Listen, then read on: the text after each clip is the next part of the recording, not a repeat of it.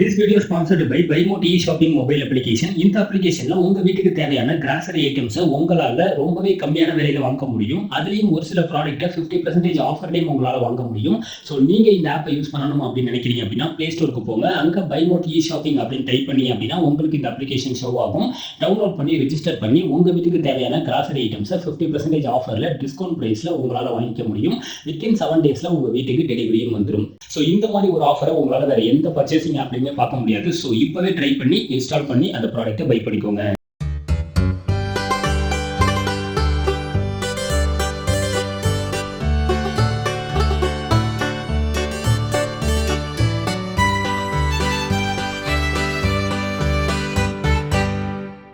Hello friends, நான் இன்னைக்கு சென்னா மசாலா செய்ய போகிறேன். ஒரு கேஸில் ஒரு சட்டியை வச்சுக்கிட்டு சட்டி காஞ்ச உடனே எண்ணெய் ஊற்றிக்கலாம்.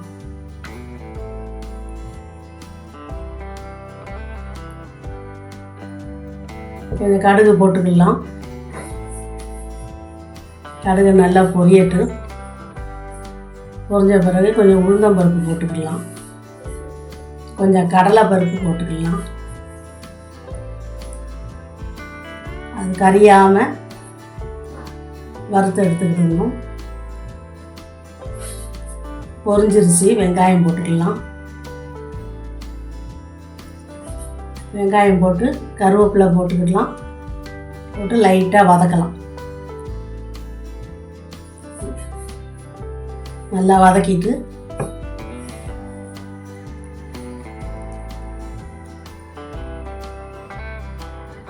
லைட்டாக வதக்கினா போதும். ரொம்ப இஞ்சி பூண்டு போட்டுக்கலாம். இஞ்சி போட்டுக்கிட்டு பூண்டும் போட்டு எல்லாம் சதச்சி போட்டால் போதும். அப்போ தான் அந்த ஃப்ளேவர் நல்லா இருக்கும். அதுவும் பச்சை வாடை போக வதக்கிக்கலாம். வதக்கிட்டு கொஞ்சம் தக்காளி போடுங்க. நீளமாக நறுக்கி போடுங்க. தக்காளியும் லேசாக வதக்கினா போதும். சாப்பிடாத குழந்தைங்க கூட அந்த வெங்காயம் தக்காளி எல்லாம் அழகாக சாப்பிட்டுக்கணும். இந்த டிஷ்ஷில் வதக்கியாச்சு. கொஞ்சம் நல்லா வதக்கின பிறகு மஞ்சத்தூள் போட்டுக்கிடுங்க. மஞ்சத்தூள் கொஞ்சம் மிளகாத்தூள் போட்டு கொஞ்சம் அப்படியே நல்லா வதக்கிக்கிடுங்க. பாருங்க, நல்லா கலர்ஃபுல்லாக இருக்குது. பெருஞ்சீரகம், பட்டை, கிராம்பு, ஏலக்காய் எல்லாம் வறுத்து பவுட்ரு பண்ணி போட்டுட்டேன். கொஞ்சம் உப்பு போட்டுக்கிடுங்க.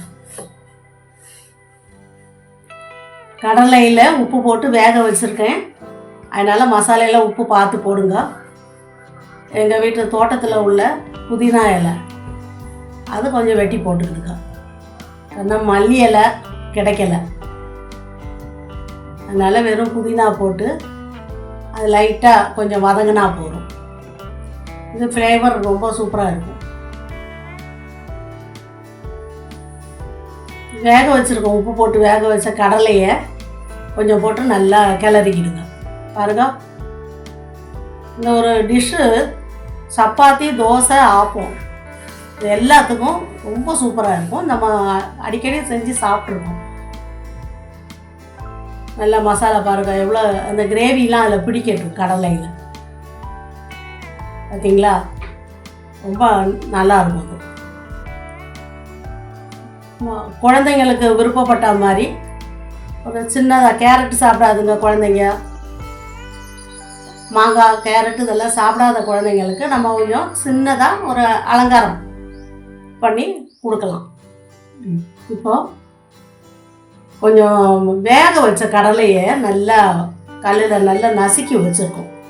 நல்லா நசுக்குனதை லாஸ்ட்டாக போடும் போது அது டேஸ்ட்டு, அது நசுக்கி போடுறதுனால டேஸ்ட்டு கொஞ்சம் கூட நல்லாயிருக்கும்.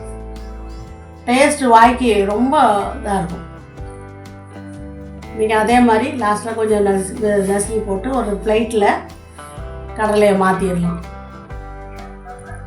ஒரு சின்னதாக ஒரு அலங்காரம் பண்ணலாம் பாருங்கள். குழந்தைங்களுக்கு பார்க்கும் போதே நல்லா இருக்கேன்னு ஒரு ஆசை வரும். கடலையை எடுத்து வச்சாச்சு.